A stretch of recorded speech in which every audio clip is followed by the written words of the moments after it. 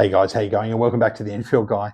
I'm coming to you today from Melbourne, Victoria. Beautiful place. I've come to a fair few times with the Royal Enfield crew in Australia, but we've got a pretty exciting thing to talk about today, and we'll whip into that in just a sec.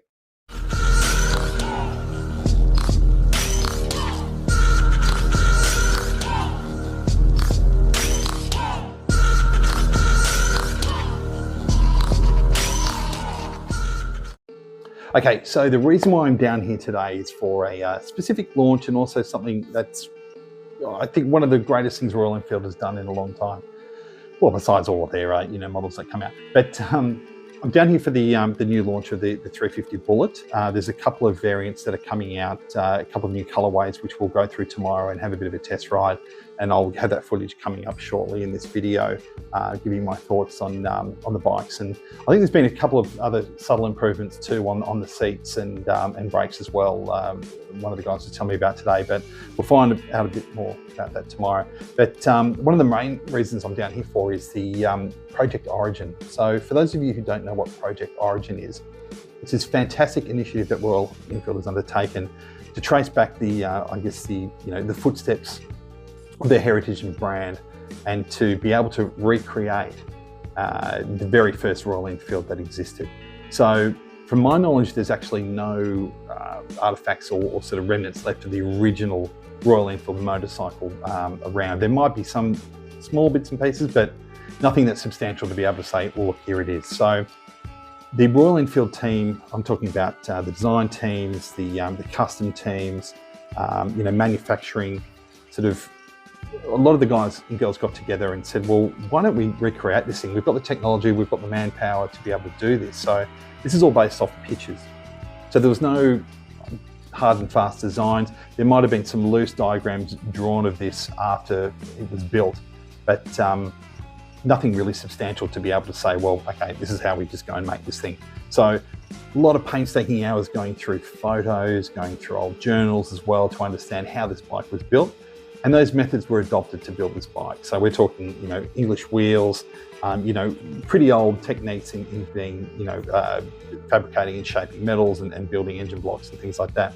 So, I'm fascinated to see this bike.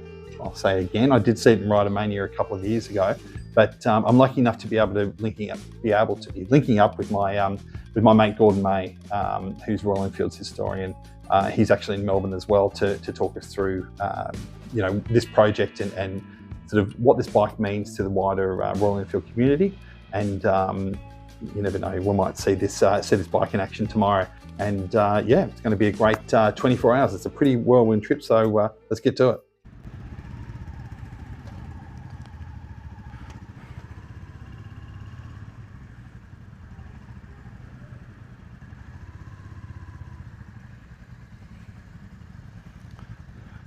Alright guys, so here we go. We're about to take off on the Royal Enfield Bullet 350 launch. These are the new variants, new colorways, and man oh man, I tell you what, they look pretty good. The seat is the first thing I'm noticing, which is considerably different. It is super comfy. If I compare it to my 2010, it is light years apart. The finishes, I mean, look at this tank. What's not to like about this? Black and gold. All the instruments look super classic. Let's go. Okay, so I think the idea is the ride we're taking today is going to last for about an hour or so, out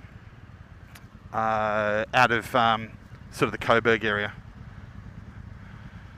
It's a beautiful sunny day in Melbourne, about 23, 24 degrees, not many clouds in the sky, and I tell you what, the good thing about Melbourne is zero humidity. Well, not much anyway.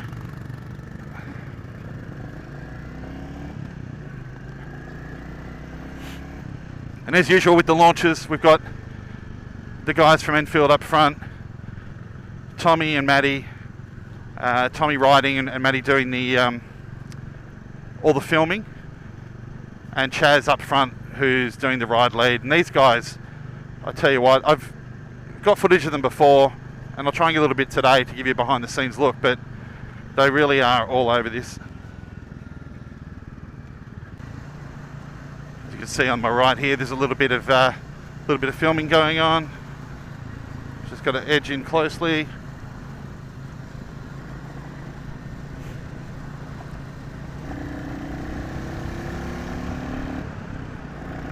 That's my shot.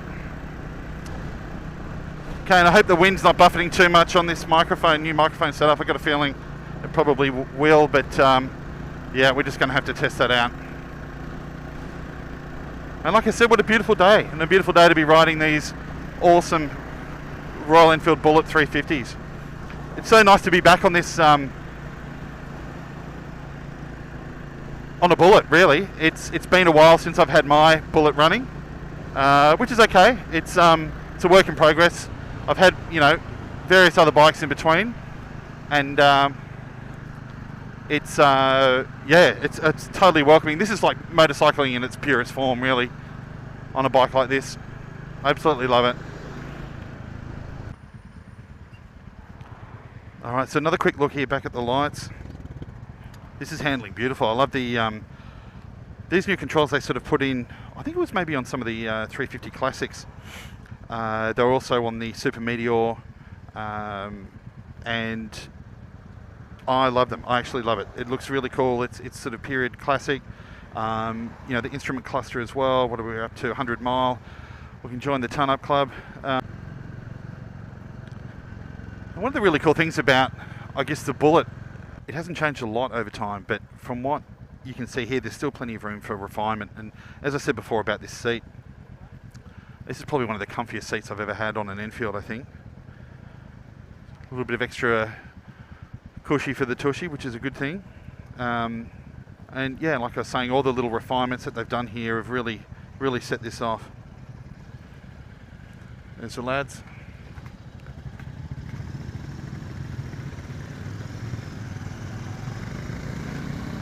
So where we're heading to, I'm not quite sure, but we'll be somewhere with a bit of open road, I'd say, and a little bit of a view, maybe. I'm not too familiar with this part of Melbourne, just the outskirts of the city, but we'll soon, I'm sure, get to a spot where it's a little bit more open. I think the idea today is there's a few groups coming through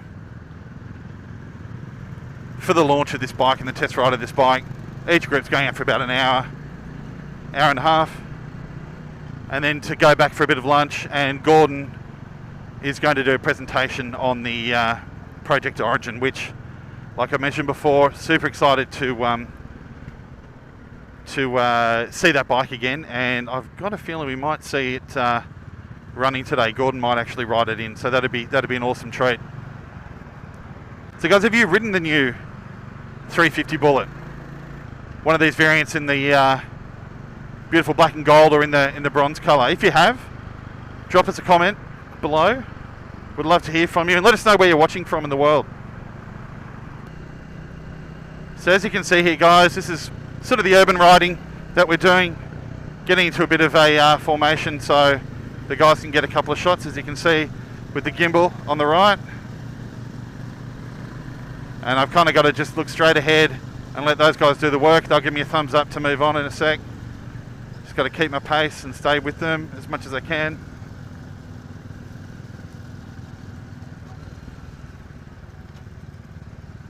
And then I'm off. That was my bit. Awesome. It's fun. I like doing this. And I've said it time and time again, I'm truly blessed to be able to do this kind of thing, to have a hobby, have a passion, about something, and have a great family as well who support me in doing this, and absolutely the support of Royal Enfield Australia, New Zealand, and Royal Enfield in India, who have me along as well. So it really is a dream come true. Really responsive too. I love the 350 single. Great note too. It's funny, when I first got my Bullet, it was that bike I said I was never going to change or modify, but one of the first things I did was change the exhaust, because it was pretty big and maybe looked a bit clunky, but to be honest, I kind of miss it. So these are the cool parts with all the twisties where they get a lot of this sweeping tracking footage, which is pretty rad. One thing that I would like to see on a lot of, or all of the Royal Enfield variants is a gear indicator to let you know which gear you're in. Look at this, speed bump into a roundabout. Go Melbourne. Yoo-hoo! And another one. Sick.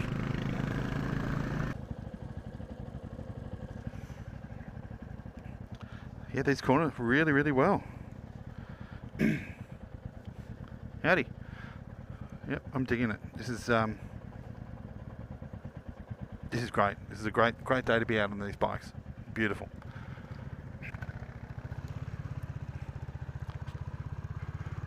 So what we're doing here is a few runs, a few passes past the photographer, Tommy, and Matt, who's got the drone. So you'll see in a second, Tommy will come into frame. There he is there, and Matt's on the left with the drone, getting some pics. Oh, a bit wide, but we're all good. I think I said a little while back I was kind of going to make a return back to a smaller capacity bike. You know, I love the Super Meteor and the Interceptor and all, but this is sort of what I started on, and this is what where I feel really comfortable. It's pure motorcycling, or motorcycling in its purest form. Like, these bikes aren't trying to be over the top or brash or anything. They're just a good, well-built machine that'll go for bloody miles. They're fun, they look great, they're a great price. I mean, what the hell's not to like about these things? We'll start talking a little bit about the Thailand trip, which is coming up. I'm leaving in a week or so, depending when this comes out. Yeah, so that whole trip has been a bit of a last minute thing. When I say last minute, probably a couple of months in the making, but one of my best mates, Dave, had planned a trip some time ago to head to Thailand and ride from Phuket around to Trang, which is near the Malaysian border. Yeah, really looking forward to that trip. It's going to be an absolute blast. I'll be picking up a Royal Enfield from Royal Enfield Phuket for the ride, and hopefully, I think I'm getting a Himalayan. I'll confirm that today with my buddy Rajan, and it'll be incredible. It'll be about a 1,000-kilometre loop that we're going to do. So nothing too strenuous. Average riding is about 150 k's, let's say that, a day.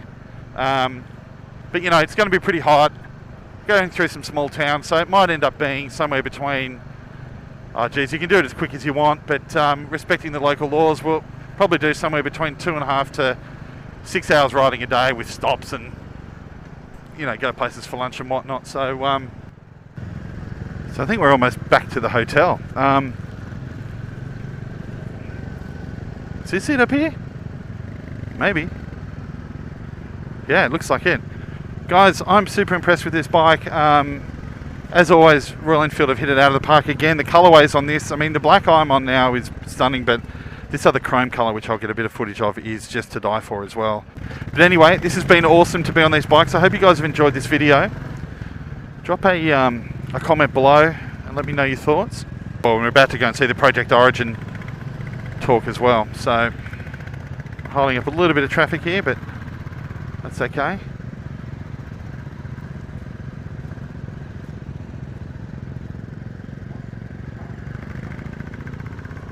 Okay, I think we're hoiking a right into here.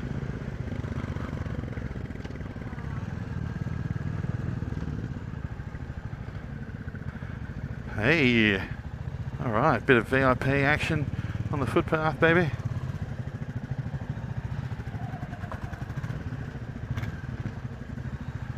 Back to the Adena. Man, what a great little ride. That was epic. Bring these bikes back in.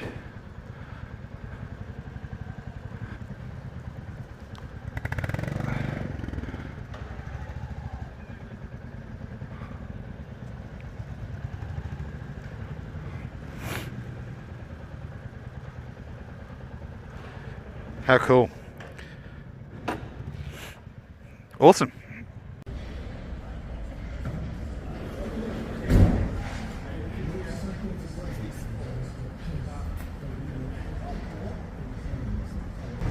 short for those who I may not have met yet. I think I know everybody. I'm Mal, and so I look after the events and the dealer activations for Urban Motor Imports. Today we're very fortunate to have Gordon May, who's Royal Enfield's in-house historian, who will be presenting to us today. To my right here's Rajan. Rajan is a country manager from Royal Enfield, who's come over to join us just for this event. We've also got Joe Alasma, is our CEO of Urban Moto. Well, good afternoon, everybody. Welcome to Pentridge. Is that what we say? Pentridge Jail. Quite wonderful to be here in a prison that you can walk in and freely walk out whenever you want for the launch of the Bullet 350 in Australia. It's a real pleasure to be here with you today and to have Rajan join us to tell us more about the bike and also to tell us about how Royal Enfield is going globally and how it is going here in Australia too. So maybe over to you, Rajan. So it's no surprise for us that as a brand, a pure motorcycling brand, and just over 123 years now, so 1901 and 2024, right? So we've been having a fantastic journey across global markets. So whether it's Australia, New Zealand, whether it's the European belt or the Americas or the home market, India, the brand's been growing steadily. So there have been lots of challenges globally on economic conditions and so on and so forth, but that hasn't hindered much when it came to our performance. And the two biggest triggers that makes us what we are, the unique design of motorcycles, which is very different from what's available in the market, staying authentic since 1901, and the pricing, which is the sweet spot. So we strongly believe that motorcycling is for everyone, and it has to be accessible. So these are the two biggest triggers that contributes to our global success. And when we look at Australia and New Zealand, it's been a fantastic journey with Urban Moto Imports for over 8 years now. We have a very passionate dealer network, a very good market share, 15% and upwards. Dealer partners across and growing. There are a lot of interest among new partners who are showing confidence in brand Royal Enfield and growing with us as we move ahead. Among the top 3 brands in Australia and New Zealand. I mean, that's something which is really assuring, and thanks to the team out here for helping building the brand day in and day out. And thanks to all your support for believing in us and joining us in every single opportunity that we could bring to the table. Also, it's one of the most leading markets for us within Asia Pacific. So we retail across 12 markets if I look at APAC. And after Thailand, it is Australia and New Zealand, which comes a very close second. And then followed by Japan, Korea, and a couple of other markets. We are fairly young in Asia Pacific, but at the same time, we've been growing extremely aggressively. So that's something which is really assuring for us. Unlike the home market, where we are over a few decades old. Right? And needless to say, customization, rides, community, that go hand in glove for us. Those are all different facets of pure motorcycling. And we are really happy to have our dealer network, getting into the whole customization space with us as a brand and looking at us as an enabler for exploration, for personalization, and many more things. So that's in a nutshell what's happening in Australia and New Zealand, and we are yet here again to bring something exciting. So one part was the Bullet, and the other part is something that you would see for the very first time in this part of the world. So back to you, Gordon. Thank you, Rajan. So, Bullet Mary Jane, that's something which you saw very briefly on the screen there. See it on my t-shirt. It means Bullet is my life. And this is something that people have said in India for decades, but it doesn't just relate to India. It's something that this motorcycle is celebrated for all around the world. And 91 years old is the Bullet. It's quite incredible that this machine has become something that people absolutely love, are passionate about in many countries around the world, not just India. And I think here for Australia, the Bullet enjoyed great success in the 1950s, and in particular, one standout without any shadow of a doubt was Winifred Wells, a young woman who embarked on this amazing journey coast to coast from Perth to Sydney and back First woman ever to do this on a motorcycle, endured all kinds of challenges on her route, across the Nullarbor Plains in particular, which was tar sealed at that time. And then the following year circumnavigated the whole Australian continent just short of 10,000 miles with her father also on a 350 Bullet. And we're very honoured today to have with us Susan and Linda, who are Winifred's daughters. And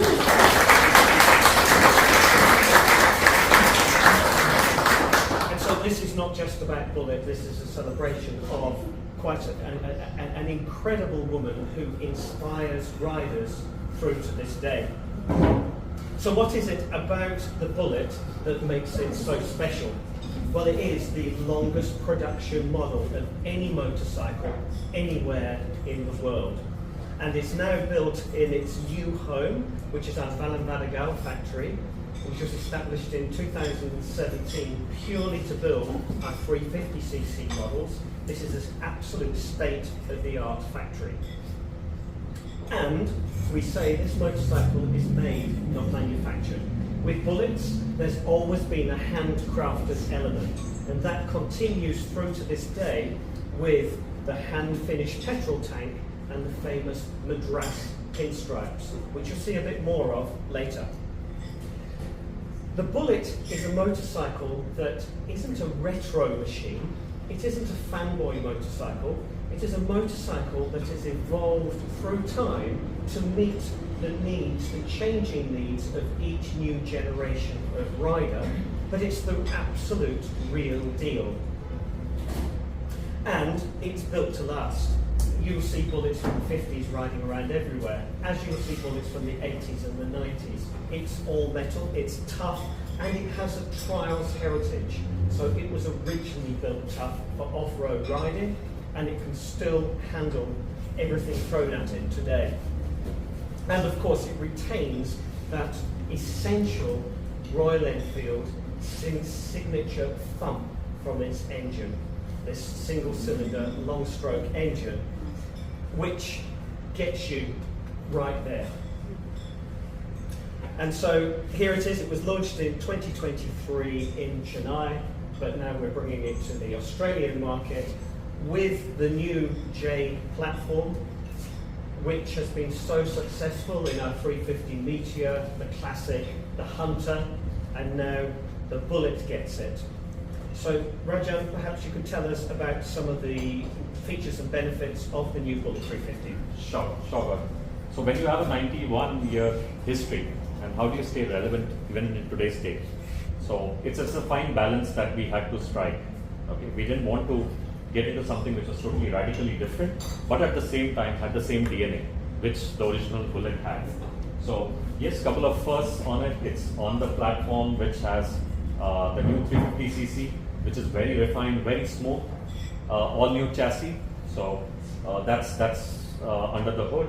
You know what? Ultimately, all the improvements that have happened are to give the same riding feel and experience, but at the same time make things much more enjoyable in today's riding conditions. So other features we've got here, and I can pay testament to this. This is the most comfortable motorcycle seat I think I've ever sat on. Having ridden one from Chennai to Goa in November, I love that seat. The long or the single seat as it has, very comfortable, especially given a lot of markets. It's also a fantastic bike for pillions, right? So when you look at Southeast Asia, the motorcycles are not just for leisure, but even for everyday riding, or many other parts of the world, or commuting. That's a boring word, daily riding. We'd rather stick to daily riding, right? So the seat, whether the instrumental cluster, everything we've tried to match what the new motorcycles today sport from the Royal Enfield stable. Moving on, yes, the dual channel ABS from again keeping in mind today's hustle bustle, the traffic. How do we ensure the riders are having a good time, or improvements or additions like the USB port, right? So while the features and benefits continue on the motorcycles, the larger story for us is, yes, you're riding a 91-year history or something which is still iconic, still relevant in today's day. Okay, so and just to add to what Gordon said, in India, Royal Enfield is synonymous with Bullet. Okay. So over the years, like in global markets, Royal Enfield had been synonymous with the classic. That was the face of the brand. When people looked at our bikes, they said, oh, it's timeless, it's iconic, it's authentic. Whereas in India, for over 6-7 decades, it's only been Bullet that we have seen. In fact, in India, we're often known as the Bullet Company. Yeah, so we're not known as Royal Enfield. In India, it's the other way around. So the product precedes the brand. Yeah. And obviously, updated with the USB port as well. We need that these days. Tell us about the warranty. The colorways, yeah. So we will have 3 exciting colorways, which will be retailed across ANC. The black gold, the standard maroon, and the standard black. All come in with 3 years warranty, unlimited mileage as a assurance, and also there's a roadside assistance that is available with every single model from Royal Enfield. We are a motorcycling brand, so not just motorcycles, but we also feel that the rider needs to also look the part, right? So hence the curated motorcycle range or the motor clothes that we have for all of our motorcycles, right from protective gear at one end for the guys who are going on some heavy duty riding, to something which is easy everyday wear. So we have the complete range across for Bullet, as well as genuine motorcycle accessories. So it's not just about the rider, but also the motorcycles that deserve to be decked up with accessories which not only accentuate the looks, but also are functional. I think one of the great things about our GMA is that they're actually developed hand in hand with the motorcycle. So when our teams at the UK Technology Centre and the India Technology start work on a brand new motorcycle, and it might take 4 or 5 years to bring it to market, they simultaneously start work on the accessories so that they're absolutely guaranteed to be fit for the job.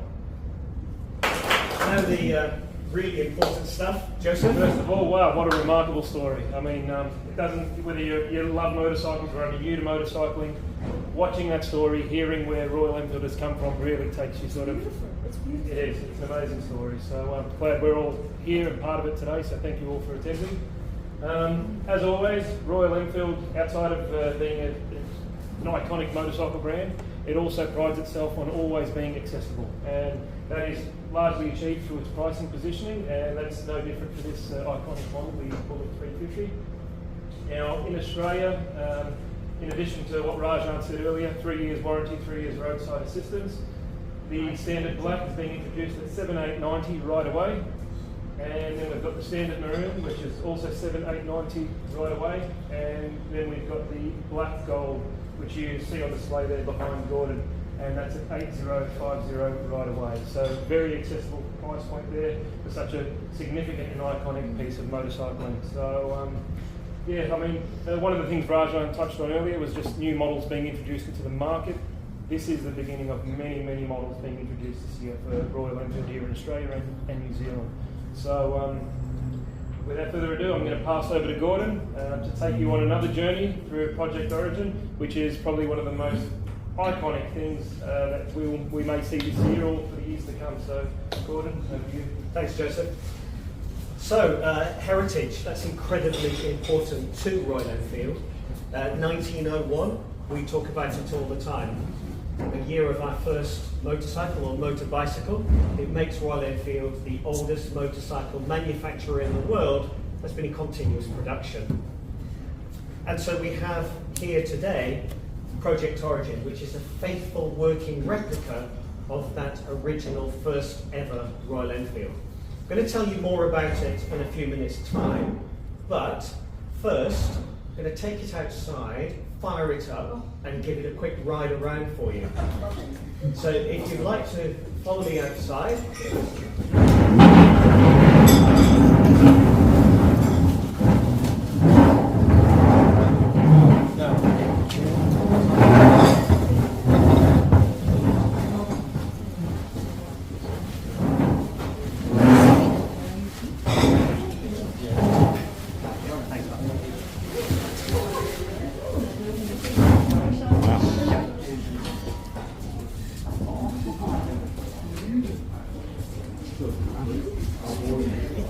Wouldn't it be great if we could all pick up motorcycles up like that and turn them around?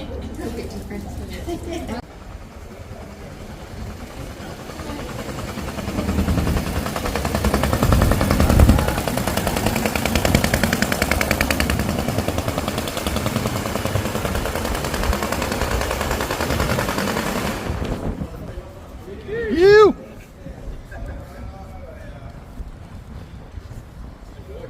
I did cut it off a bit early there, so I do apologise for that. As I'll explain more inside, this motorcycle doesn't have a throttle, it doesn't have a clutch, it goes full speed, full power the whole time. The only way I can do this is by slipping the clutch, by slipping the rear belt, so it will loosen the tension, it slips, and by bleeding off power from the cylinder there by opening the valve lifter. And I was going too slow when I opened the valve lifter then, but this is an incredibly tight corner. So usually you blip it, and in blipping it, the engine cuts out, starts, and you lose speed. But I just didn't have enough speed to do that. That's why it cut out. I'm certain now.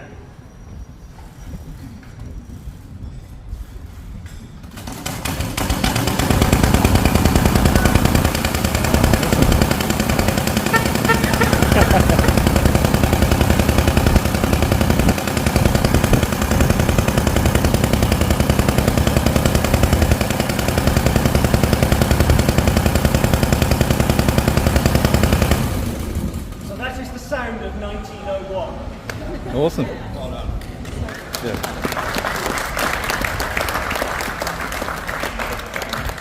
So we'll take it inside now, and I'll tell you a bit more about it and how it works.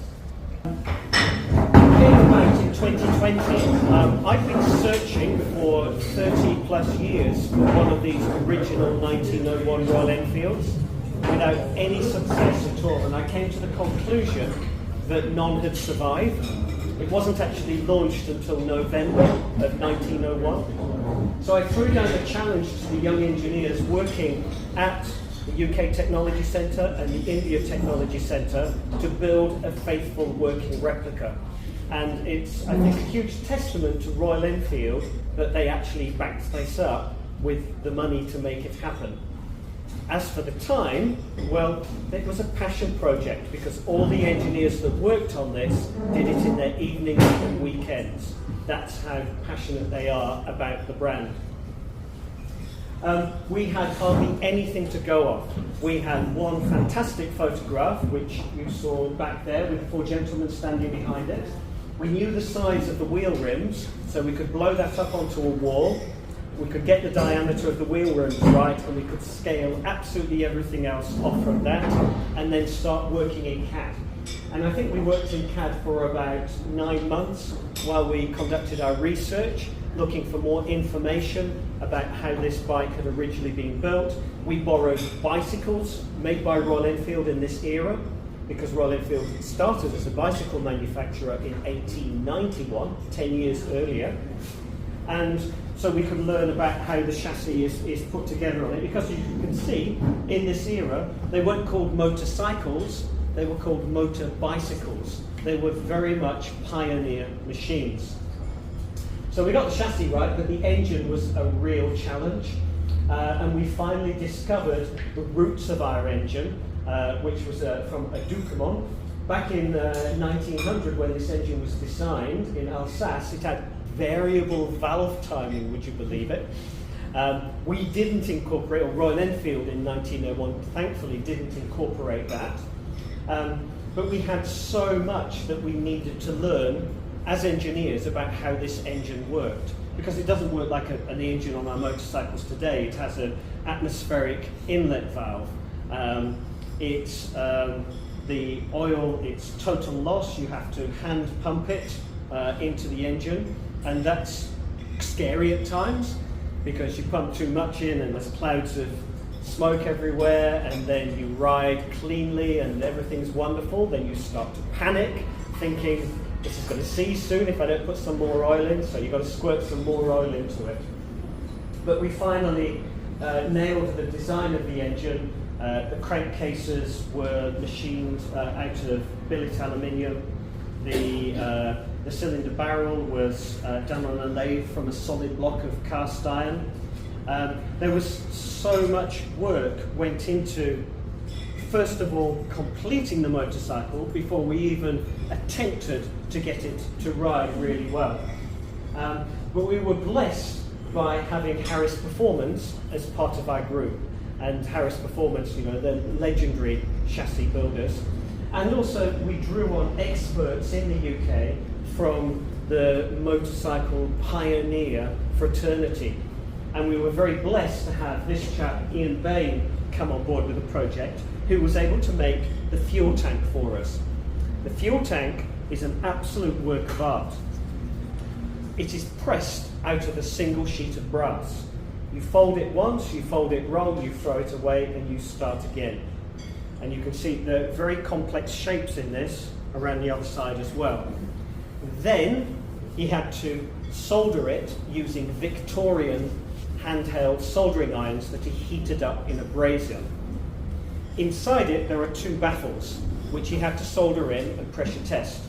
In the forward compartment you've got the oil. The central compartment you've got the fuel, and in the rear, behind this door, you have the battery. It was a 12-volt battery back in 1901, and trembler coil. And it's an original trembler coil from this period. So a trembler coil, unlike a modern pulse coil that just sends a single spark through, the trembler coil sends a shower of sparks through, so you get this beautiful clean burn on a slow revving engine. We had to learn all this. None of our engineers understood how this worked at all. But to build this, create this amazingly beautiful petrol tank, we were so blessed to have the help of such members of the pioneer community like Ian. So how does it run? Well, before I tell you that, I should tell you really that we did get it finished in time to celebrate our 120th anniversary. So 1901, 2021, actually to the very week that it was launched. So it was launched in the last week of November in 1901 in London at the Stanley Cycle Show, and we unveiled this in Italy at EICMAR also in the last week of November in 2021. And we celebrated it by having along in Italy with us a Royal Enfield from each of the 13 decades of our 120 years. So I've talked you through some of the features of it. It's got a few more. It's got band brakes at the front. They're original band brakes. The belt drive would originally have been from cowhide, but we've got a model V-belt on it because we ride it. And I think that's one of the wonderful things about this project, is that we didn't do this as a museum piece. This wasn't something that we'd sit in offices and people, only a few select people could come and look at. We wanted something that was a living, breathing machine that people could get to experience, like you just had now. You could hear it, you could not just see it, you could smell it, because it runs on Castrol R, so it smells great. And you could see it being ridden. And it's an absolute joy to be able to do that.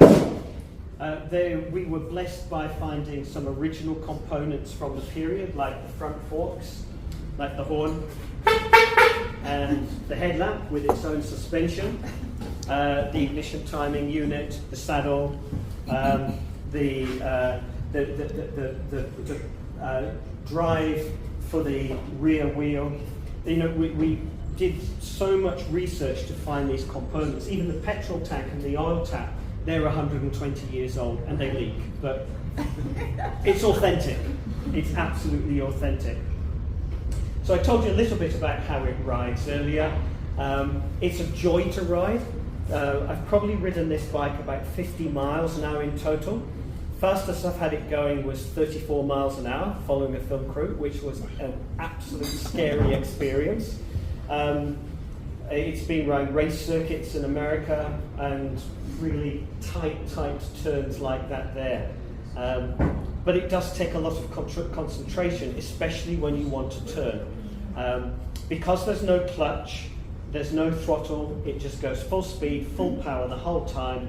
So as I explained outside, you have to use this to, that's the belt fully tight. If I want to turn, I will slip I'll loosen that. The belt goes slack on the rear wheel. That means I cannot drive at full power. And simultaneously, if it's getting really tough, I can bleed off power by opening the exhaust valve. And the engine will stop, start, and allow me to slow down. We have here ignition timing. That can be adjusted when you're on the open road, going up a hill. And also the throttle tick over. So this isn't a carburetor tick over. This doesn't act like a throttle. It simply adjusts the tick over when stationary. So that's Project Origin. We're so proud of it at Royal Enfield. Our heritage is incredibly important to us. When we look forward to the new motorcycles that we build today, we always keep in mind where we have come from, and this is where it all started. So it's been an absolute pleasure to share it with you today. Thank you very much. I'm just going to leave you with a very short film. It takes about 30 seconds, and you can see it being ridden out on the open road with me dressed up in silly clothes, which if anybody wants, I can put on later if you want to get photographs with the bike. In private. Can we turn the volume up, because it's lovely to hear it? We've got our in-house tech guy running to the front.